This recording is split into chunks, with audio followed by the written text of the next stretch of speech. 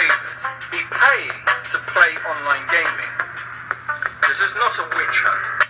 Should we as gamers be paying to play online? No. I would like to talk about Xbox Live as what your big subject in this video is. In my opinion, I think Xbox Live is a huge waste of time. Why? I'll tell you why. Because this goes to everybody out there. This is just my opinion. I'm not bashing anybody. This is my opinion. So like you say, you can get MSN off of, and Party Chat off of Xbox Live in your video, right? Well, basically, let's see what else you can get off of Xbox Live. You can get Facebook, you can get Twitter, you can get YouTube, I think. I mean, you can get YouTube, you can get, Netflix, you can get demos, Netflix like movies, right? You can get your old games, right? You can download old games for a little bit of money, etc., etc. But let's look at our other options here. You can get MSN off of the internet. You can get Facebook off the internet. You can get Netflix off the internet. You can get, let's see, shows off the internet. You can get all of that stuff. So basically, for Facebook, MSN, Twitter, also, movies and all that stuff, you're paying twice for, because you can get Facebook off the internet. You can get all that other stuff off the internet.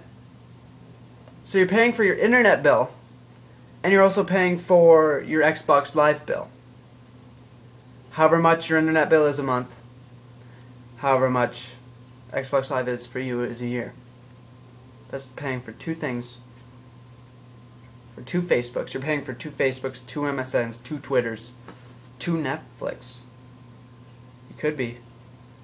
Well, never mind about Netflix. But you're paying for two Facebooks, two Twitters, two MSNs, etc., etc.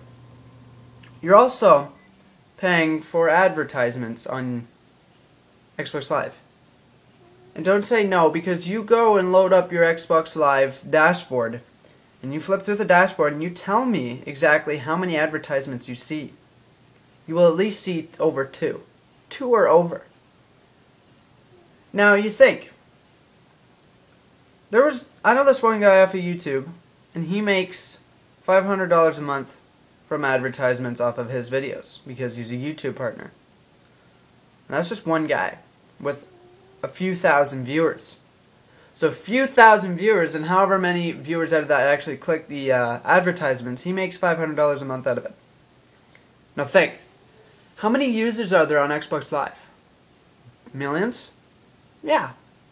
So, out of those millions of people, how many do you think actually click those advertisements?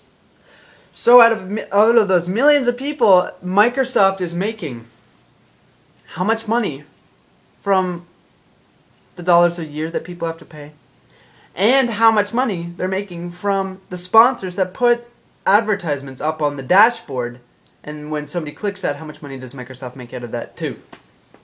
And tell me exactly what you're paying for Xbox Live. You could say demos and you could say exclusive content, but PSN and PC both get demos and exclusive content, and you don't always have to pay for those. And you can say, oh, you can get your old Xbox One games.